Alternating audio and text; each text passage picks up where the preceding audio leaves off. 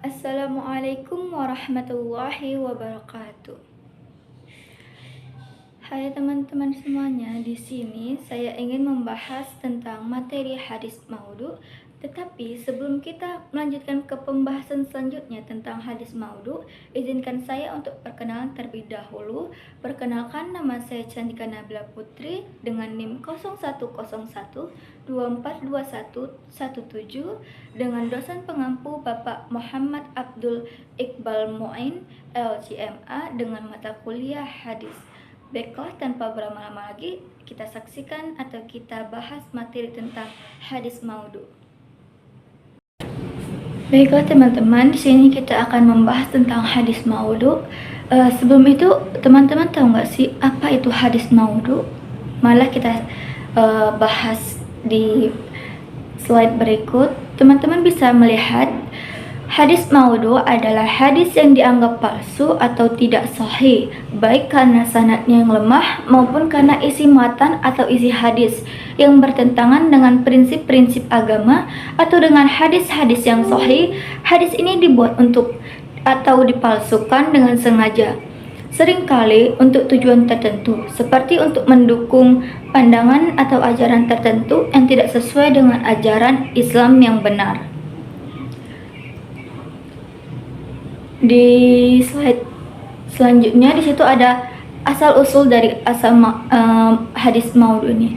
Al-maudhu adalah isim maf'ul dari wada'a yada'u wada'an yang mempunyai arti al-isqat atau meletakkan atau menyimpan, al-ikhtira' wal-ikhtilaf atau mengada-ngada atau membuat-buat, dan al-tarku ditinggal. Itu asal mula hadis maudhu ada. Di sini kita akan membahas tentang ciri-ciri dari hadis maudhu. Itu yang pertama, bisa teman-teman itu ada sanad yang lemah atau tidak jelas. Sanad yang lemah atau tidak jelas ini biasanya memiliki sanad yang terputus, tidak sahih, atau terdapat perawi yang tidak dapat dipercaya dalam rantai perawinya. Itu yang kedua, ada bertentangan dengan hadis sahih. Hadis maudhu seringkali bertentangan dengan hadis yang sahih atau dengan prinsip-prinsip Islam yang sudah diketahui kebenarannya. Yang ketiga itu ada isi yang tidak masuk akal. Hadis maudhu seringkali berisi ajaran atau pernyataan yang tidak sesuai dengan akal sehat atau tidak sesuai dengan ajaran Al-Quran. Selanjutnya, perawi yang dikenal sebagai pemalsu hadis.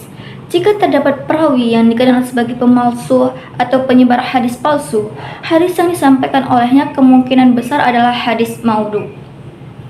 Hadis yang baru muncul pada masa tertentu. Hadis yang hanya muncul pada masa tertentu dan tidak ditemukan dalam literatur hadis sebelumnya bisa jadi merupakan hadis palsu yang sengaja menciptakan untuk tujuan tertentu. Jadi, mengapa hadis maudhu ini membutuhkan pemahaman mendalam tentang ilmu hadis dan para perawinya? Baiklah, di slide selanjutnya di sini teman-teman bisa melihat penyebab terjadinya hadis maudhu. Yang pertama itu ada keinginan untuk mendukung pandangan pribadi atau kelompok. Yang kedua, kurangnya pemahaman tentang ilmu hadis. Yang ketiga itu ada penyebaran yang tidak bertanggung jawab. Yang keempat itu ada motivasi duniawi. Yang kelima itu ada kesalahan dalam perawatan hadis. Dan yang keenam itu ada tantangan dalam mempertahankan ajaran agama. Nah, apa sih dampak dari hadis maudhu ini? Dampak hadis maudhu ini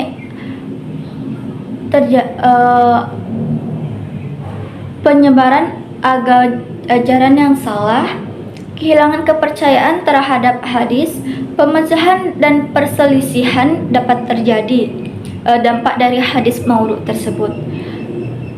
Yang keempat itu ada mengganggu keharmonisan masyarakat, dan yang terakhir itu merusak akidah. Nah, di sini teman-teman bisa dapat melihat contoh dari hadis maudhu. Itu ada yang pertama, barang siapa yang berpuasa pada hari Sabtu, maka ia akan masuk surga. Apakah teman-teman percaya dengan contoh dari hadis maulud itu? Barang siapa yang berpuasa pada hari Sabtu, maka ia akan masuk surga. Pasti teman-teman tidak percaya kan? Yang kedua itu ada, barang siapa yang tidur pada malam Jumat, maka ia tidak akan merasakan kebangkitan di akhirat. Jadi kenapa hanya di malam Jumat? Kenapa tidak di hari-hari yang lain? Sangat tidak masuk akal juga kan? Dan yang terakhir itu ada, siapa yang membaca surah Al-Fatihah sebanyak 7 kali, maka segala hajatnya akan terkabul. Dan itu saja materi kita tentang hadis maudhu. Selanjutnya kita ada sesi pertanyaan atau sesi kuis nih teman-teman. Teman-teman bisa menjawabnya. Kita masuki ke sesi pertama, kuis. Teman-teman bisa lihat dan bisa fokus. Yang sesi pertama, pertanyaan pertama, kuis pertama itu ada, apa yang dimaksud dengan hadis maudhu? Kita ulangi lagi pertanyaannya ya teman-teman. Apa yang dimaksud dengan hadis maudhu? A. Hadis yang diriwayatkan oleh sahabat Nabi. B. Hadis yang diterima oleh seluruh ulama. C. Hadis yang dianggap palsu atau dibuat-buat. D. Hadis yang sanadnya terputus. Teman-teman jawab apa nih? C? C. Baiklah, jawabannya benar. Jawabannya adalah C. Hadis yang dianggap palsu atau dibuat-buat. Baiklah, kita selanjutnya ke pertanyaan yang kedua. Itu ada, siapa yang memiliki peran dalam mengidentifikasi hadis maudhu? Yang A. Ulama tafsir. B. Ulama dan ahli muthalah hadis. C. Para ahli fiqh. D. Semua umat muslim. Teman-teman jawab apa nih? D kah? D. Jawabannya salah. Yang benar itu teman-teman, jawabannya adalah B. Ulama hadis dan ahli muthalah hadis. Selanjutnya kita ke sesi pertanyaan ketiga, kuis yang ketiga. Pertanyaan yang ketiga atau kuis yang ketiga, apa ciri utama dari hadis maudhu? A. Diriwayatkan oleh perawi yang sangat terpercaya. B. Terdapat ketidaksesuaian antara matan dan sanad. C. Dapat diterima sebagai hujah dalam hukum Islam. D. Diragukan kebenarannya karena diriwayatkan oleh ulama besar. Nah, jawaban teman-teman ini A kah? B, C, atau D? B? Benar. Jawabannya benar B. Terdapat ketidaksesuaian antara matan dan juga sanad. Selanjutnya ke pertanyaan selanjutnya itu ada, siapa yang biasanya bertanggung jawab atas penyebaran hadis maudhu? A. Para ulama ahli fiqh. B. Orang-orang yang tidak bertanggung jawab atau memiliki niat buruk. C. Sahabat Nabi. Atau D. Orang-orang yang memiliki hafalan kuat. Apa nih jawabannya teman-teman? Sudah dapatkah? C. Teman-teman jawab C.